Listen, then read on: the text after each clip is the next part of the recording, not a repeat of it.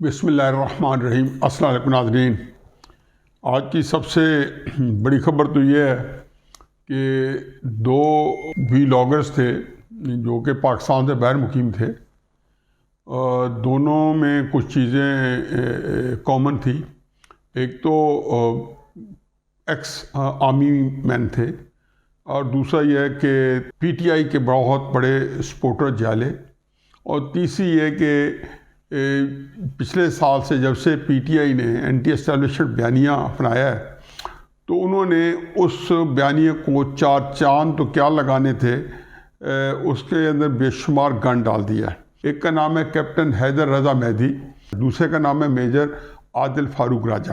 حقیقت یہ ہے کہ مجھے ان دونوں کے بارے میں جو سزائیں سنائی گئی ہیں، عادل راجہ کو 14 سال کی کیونکہ اس کی زبان تھوڑی سی زیادہ لمبی تھی، اور حیدر مہدی کو 12 سال کی۔ وہ تھوڑا سا جو ہے بس کوئی 19-20 کے فرق میں وہ تھا۔ میرا خیال میں اتنا اسٹیبلشمنٹ کے اوپر میں نے کرٹیسائز کیا ہے یا کرتا ہوں یا کرتا رہا ہوں، خصوصاً باجوہ کے وقت میں تو ایسے مجھے کڑی تنقید کیا، مشرف صاحب کے وقت میں بھی، باجوہ کے وقت میں بھی، ہر وقت دور میں جب اسٹیبلشمنٹ کی سیاست کے اندر عمل دخل رہے، اور یہ ساری پارٹیاں کرتی رہی۔ پیپلز پارٹی اپنے دور میں بہت کی ہے، انہوں نے مسلم نون نے کی ہے، عمران خان صاحب کو بھی ایک موقع پہ جب آیا ہے تو انہوں نے بھی تنقید کی ہے۔ کسی پارٹی نے ذوالفقار علی بھٹو ہو، بے نظیر ہو، نواز شریف ہو، کسی نے اسٹیبلشمنٹ پہ اس طرح کی تنقید نہیں کی کہ وہ پاکستان کے جو سیکیورٹی پیراڈائم وہ انڈرمائن ہو۔ میں تو اس کا اسٹرانگ بلیور ہوں۔ مجھے تو کئی دفعہ انڈین چینل سے بلاتے ہیں تو میں جاتا ہی نہیں والے تو، کیونکہ اپنا ایجنڈا ہوتا ہے، اور جب وہ کوئی بات کر رہے ہوتے ہیں تو میں انہیں پہلے کہہ دوں کہ پہلے میری بات آپ کرنے دو گے تو میں آگے چلوں گا، اور یہ نہیں ہوگا میری موجودگی میں آپ کچھ باتیں کر لیں۔ اور میں بہت ساری باتیں وہاں ایسا کرتا ہوں جو میرا وہ موقف نہیں ہے یہاں پہ، اور وہ اس لیے لیتے ہیں کہ شاید میرا موقف ہے، خصوصاً عمران صاحب کے اقتدار کے آخری دنوں میں مجھے بہت اکساتے تھے کہ جی آپ آئیں اور اس کے اوپر کوئی بات کریں، فلاں واقعہ ہو گیا، فلاں واقعہ ہو گیا، لیکن مجھے کوئی دلچسپی نہیں ہوتی۔ میں اگر اپنا کوئی معاملہ جو ہے مسائل کر رہا ہوں تو مجھے ان کا ایجنڈا دیکھنا ہے کہ آیا میں ان کے استعمال میں تو نہیں جا رہا ہوں۔ انفیکٹ یہ جو عادل راجہ ہیں اور حیدر مہدی ہیں، یہ جس بہیمانہ طریقے سے، اور پھر جھوٹ، بے شمار جھوٹ، بہت ساری ایسی باتیں جب میرا خیال ہے آپ میرٹ پہ کریں تو شاید اسٹیبلشمنٹ اس کو بھی معاف نہ کرے، لیکن کم از کم یہ ہے کہ ان کی کوئی سینس بنتی ہے۔ ایک ایسے جھوٹ اور اتنی کہ بغاوت ہو گئی فوج کے اندر، جو کچھ یہ کر سکتے تھے کر دیا۔ میرا نہیں خیال کہ ہندوستان کو اس سے زیادہ کچھ کرنے کی ضرورت تھی جو اس نے کیا ہوگا پورے پاکستان کے اندر۔ اگلی بدقسمتی یہ ہے کہ تحریک انصاف کے پاس ملکی رائے عامہ جو ہے اس کی ایک کثیر تعداد ہے۔ تیسری بدقسمتی یہ ہے کہ جی سوشل میڈیا جو ہے وہ تحریک انصاف کے پاس سب سے مؤثر طریقے سے ہے، اور جو ان کا بیرون ممالک کا اثر و رسوخ ہے وہ بھی ان کا 100% سوشل میڈیا کے اندر جھونکا ہوا ہے۔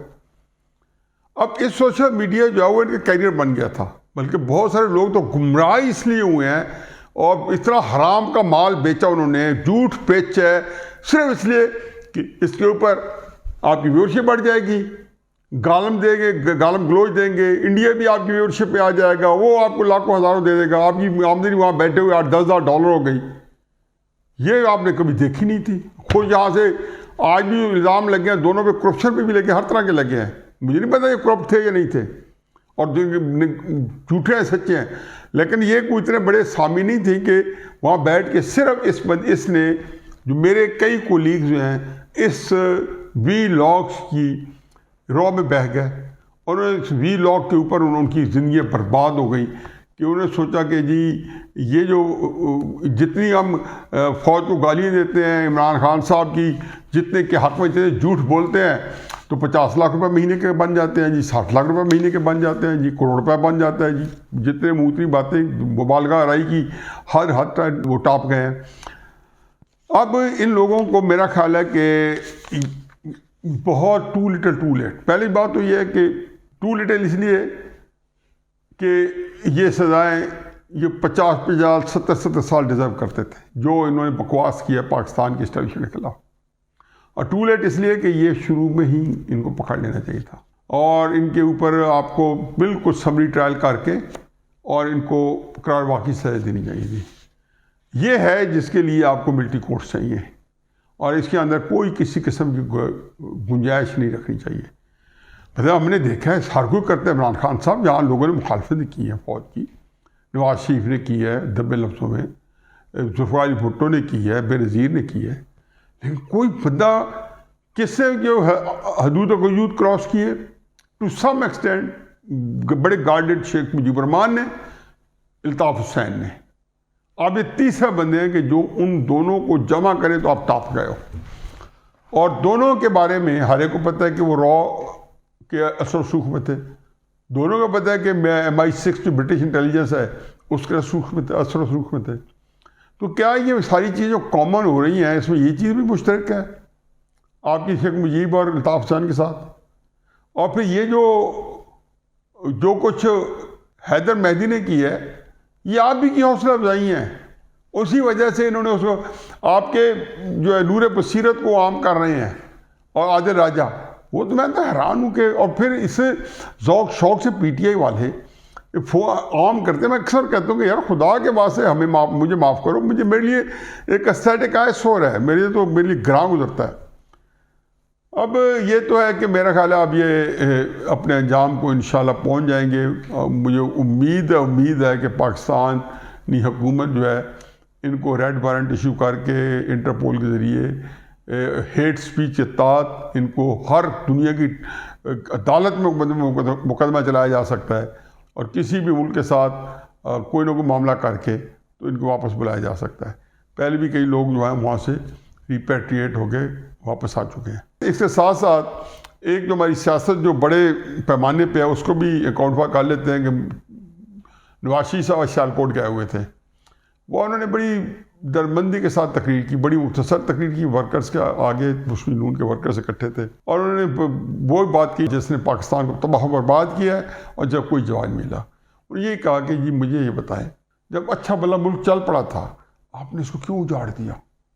5 ججز کو کیا حق پہنچتا ہے کہ منتخب وزیر اعظم کو گھر بھیج دیں؟ بھٹو صاحب کے حق میں ایک نعرہ رکھتا تھا، بڑا دلچسپ نعرہ تھا، بھٹو ہم شرمندہ تیرے قاتل زندہ ہیں. یقین جانو کہ پاکستان ہم شرمندہ ہیں، تیرے قاتل زندہ ہیں. یہ لوگ ہیں جنہوں نے پاکستان کے اوپر چھریاں چلائی ہوئی ہیں، چاہے اس میں اسٹیبلشمنٹ کے لوگ تھے اور چاہے اس میں جوڈیشری کے لوگ تھے.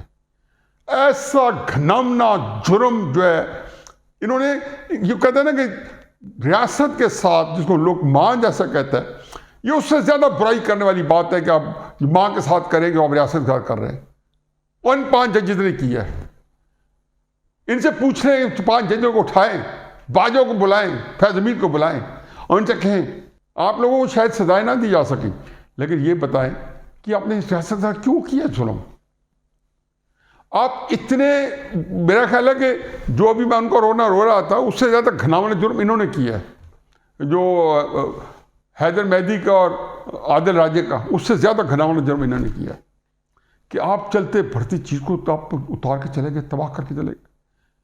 آپ نے وہ کام کیے، پھر آپ نے ہیرا کیا تلاش کیا؟ اللہ کا لاکھ لاکھ شکر ہے کہ ہیرا جو ہے ان ساروں کو جوتے مارے گا. باجوہ کو اور فیض کو تو پڑھ رہی ہیں، باقیوں کو بھی نہیں چھوڑے گا، لیکن اپنے آپ کو ہی برباد کر چکا ہے وہ اور پاکستان کو برباد کر چکا ہے. تو اسی بات کا نواز شریف صاحب نے رونا رہا ہے. اللہ کرے کسی میں عقل آ جائے، پاکستان کی کوئی صورت نکل آئے. اس سے میں کہتا ہوں کہ ان لوگوں نے پاکستان کو وہاں پہنچا دیا ہے جہاں سے باہر نکالنا جو ہے ایک ایسی دلدل پھنسا دی ہے جہاں سے باہر نکالنا جو ہے ناممکن ہے. وما علینا الا البلاغ.